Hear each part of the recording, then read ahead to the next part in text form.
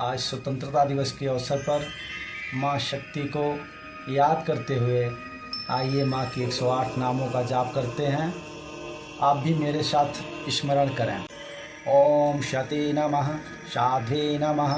भवप्रीता नमः, भवानी नमः, भवमोचनी नमः, आर्या नमः, दुर्गा नमः, जया नमः, आद्या नमः, त्रिनेत्रा नमः, शूलधारिणी नमः, पिनाकधारिणी नमः, चित्रा नमः, चंद्रघंटा नमः, महातपा नमः, मनः नमः, बुद्धिः नमः, अहंकारा नमः, चित्तरूपा नमः, चिता नमः, चितिः नमः, सर्वमन्त्रमयी नमः, सत्ता नमः, सत्यानन्दस्वरूपिणी नमः, अनन्ता नमः, भाविनी नमः, भाव्या नमः, भव्या नमः, अभव्या नमः, सदागति नमः, शाम्भवी नमः, देवमाता नमः, चिन्ता नमः, रत्नप्रिया नमः, सर्वविद्या नमः, दक्षकन्या नमः, दक्षयज्ञविनाशिनी नमः, अपर्णा नमः,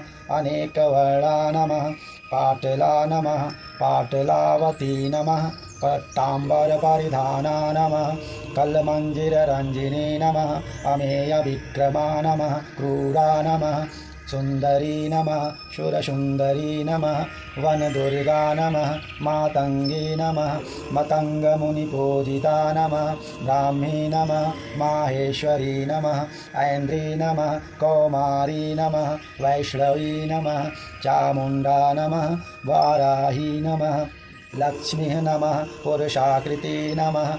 विमला नमः, उत्कर्षिणी नमः, ज्ञाना नमः, क्रिया नमः, नित्या नमः, बुद्धिदा नमः, बहुला नमः, बहुलप्रेमा नमः, सर्ववाहनवाहना नमः, निशुम्भशुम्भहननी नमः, महिषासुरमर्दिनी नमः, मधुकैटभहन्त्रे नमः, चण्डमुण्डविनाशिनी नमः, सर्वासुरविनाशा नमः, सर्वदानवघातिनी नमः, सत्या नमः, सर्वास्त्रधारिणी नमः, अनेकशस्त्रहस्ता नमः, अनेकास्त्रधारिणी नमः, कुमारी नमः, एककन्या नमः,